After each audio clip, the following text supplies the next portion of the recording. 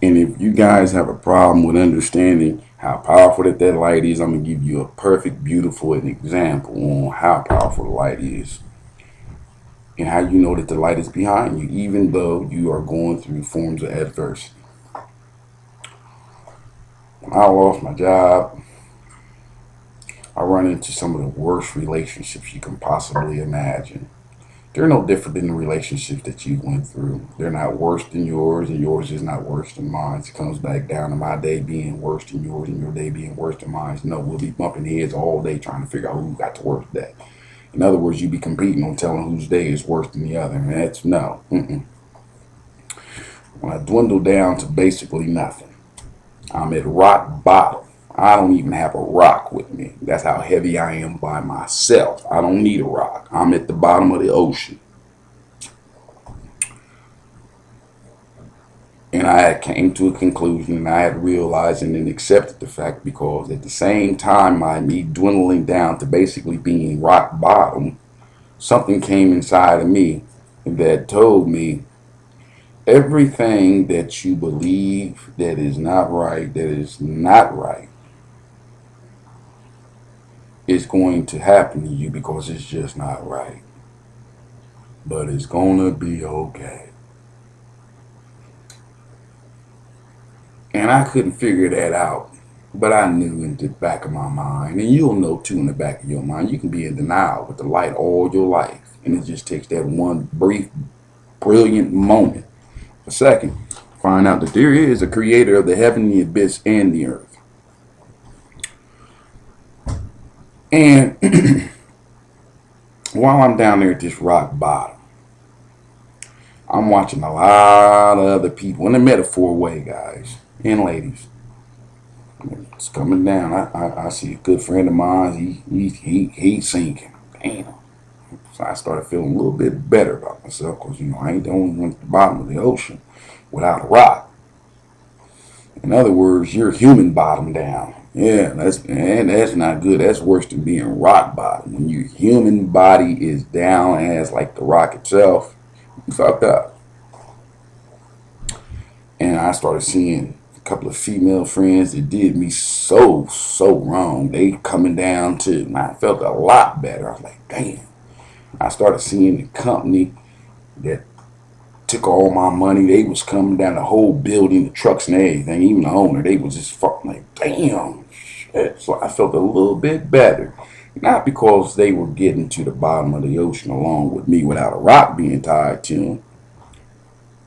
It was the light letting me know that everything that has done me wrong and all the wrong that has been done to me and the forgiveness that I had asked the light to give me, he said, okay, this is what I'm going to do for you. I was able to watch everything that played a very, very vital role in me being in this psychological state of mind and non-belief in anything good, but I still had a little bit of belief because I know that you can't leave God. The light. And while all these things was coming down at the bottom of the ocean along with me, I was already planted deep down in the sand of that shit. They was on their way, and I felt good. And something hit me in the back of the mind that says, I have not forsaken you. Now take your ass and start swimming to the top and breathe the fresh air. And right then and there, I knew I was going to be okay, because that's how I got here, sitting in front of y'all, telling y'all this testimony on how my life had emerged from the ocean. I guess that's why the Chinese got that proverb about the turtle has the world on his back or something. I don't know. Because I know when I came out and got me some air, I had all kinds of shit off my back. I left the world down there where it needed to be that did me wrong. So that made me realize that there is a heaven and a hell. I don't care what the people say. There's a heaven and a hell, buddy. Trust me. And I came out of the depths of hell. And I'm happy to be here. And I love life. And I appreciate my children. I appreciate all the things that I took for granted because I was caught up in my own thoughts and believing that don't no one and ain't nothing gonna give a fuck about me and ain't nothing gonna save me but myself. I had that mentality on thinking, yeah, I can do it myself. And it is true. You gotta make a leeway to get some help from the light. You ain't gonna just ask the light to help you and you ain't doing shit to help yourself. That's just not gonna fucking happen. And so stay optimistic and believe in what your beliefs is. Whatever name you call in God, Allah, whatever. Okay? Jehovah, whatever.